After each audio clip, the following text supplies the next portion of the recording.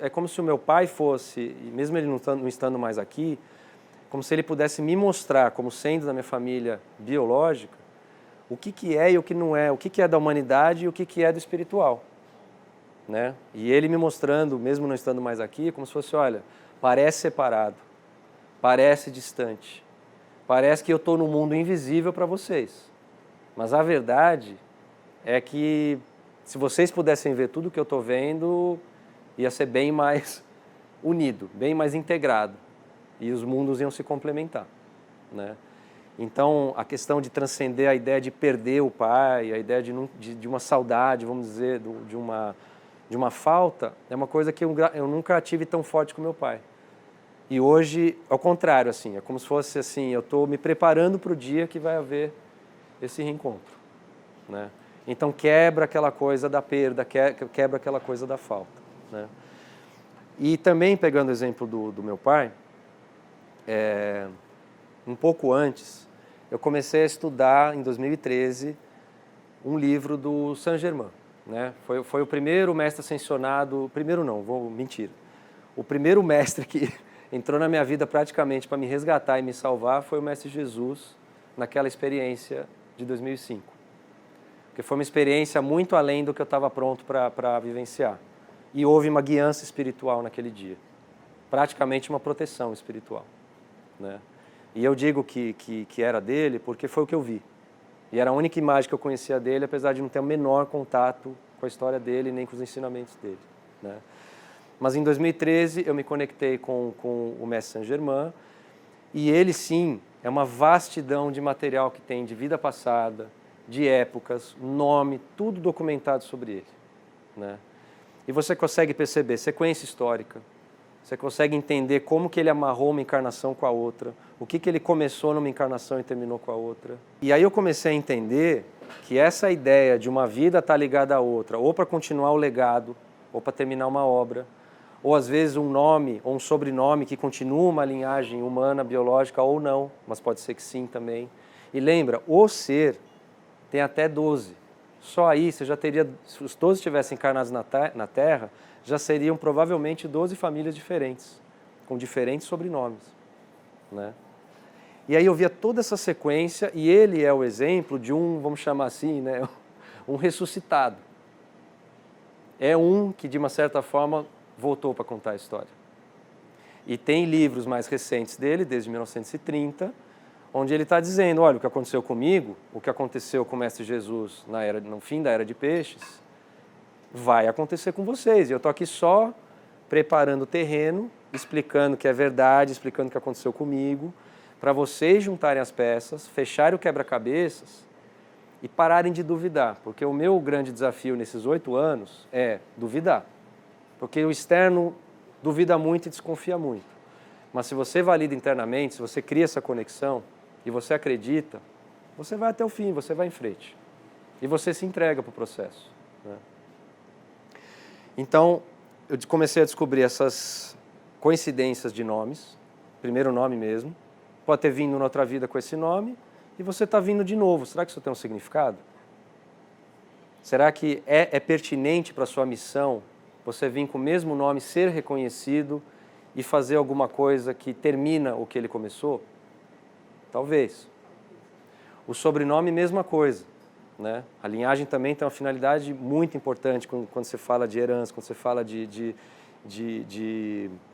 traços, de karmas, de curas, né? Da ancestralidade em geral. Se não me engano, acho que os lamas lá, eles são assim, né? Isso, os lamas do budismo. É. Não, nasceu aquele que é a encarnação do outro lá Isso. de trás. Então já pega ele para cuidar, porque tem que continuar. Que teoricamente ele é o mesmo.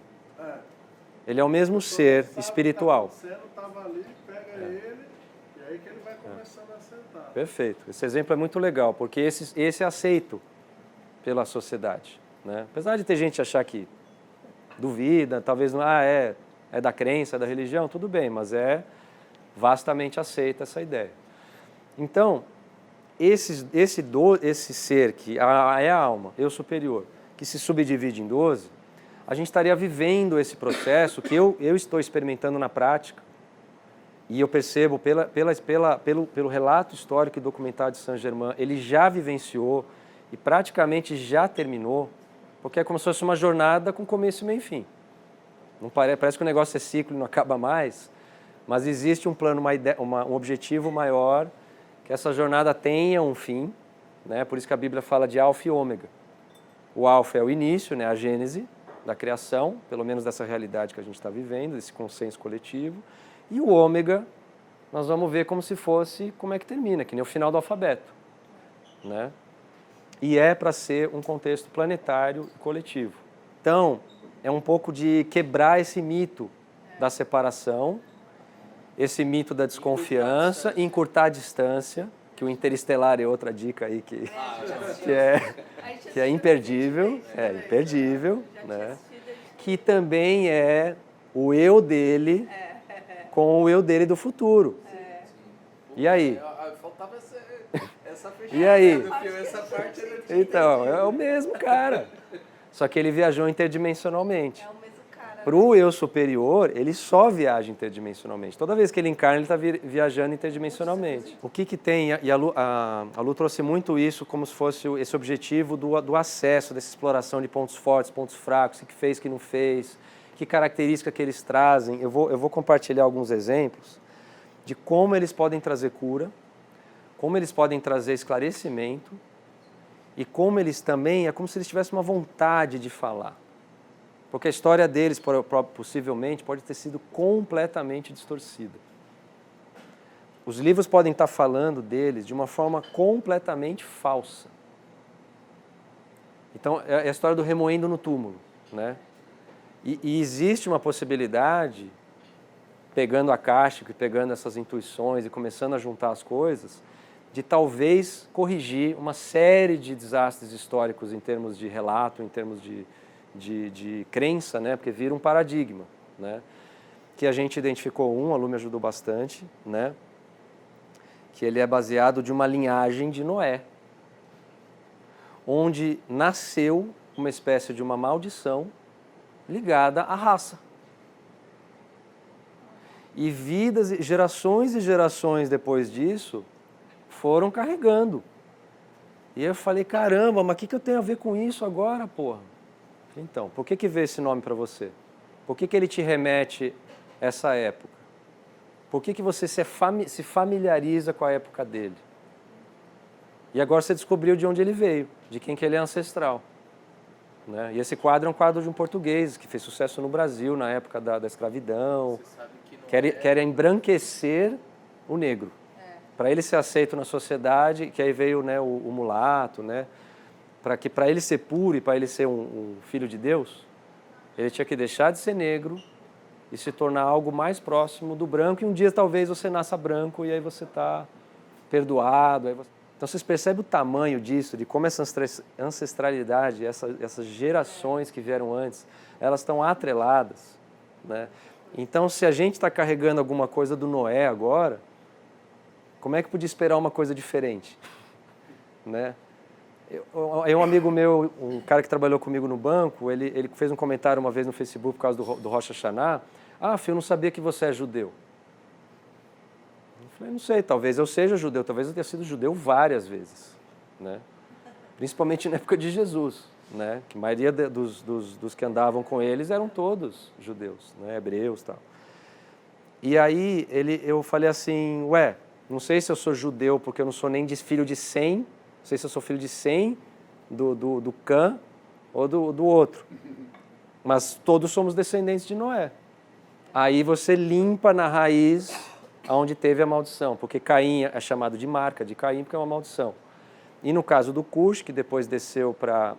No caso do Cã, que desceu para o Cush, que desceu para o Nimrod, que é onde começou o desastre da Babilônia, que a luxúria tomou conta do planeta.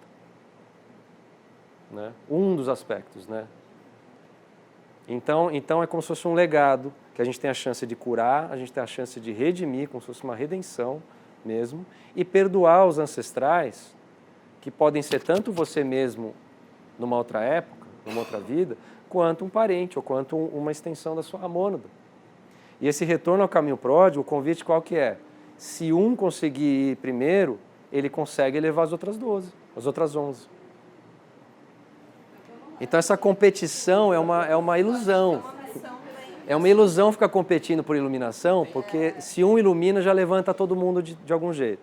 Se um ilumina da mesma mônada, já joga de bandeja os outros 11. Essa geração está com uma missão aí, né? É gigantesca. Por isso que tem os 144 mil. É como se fossem várias mônadas, são várias famílias de alma.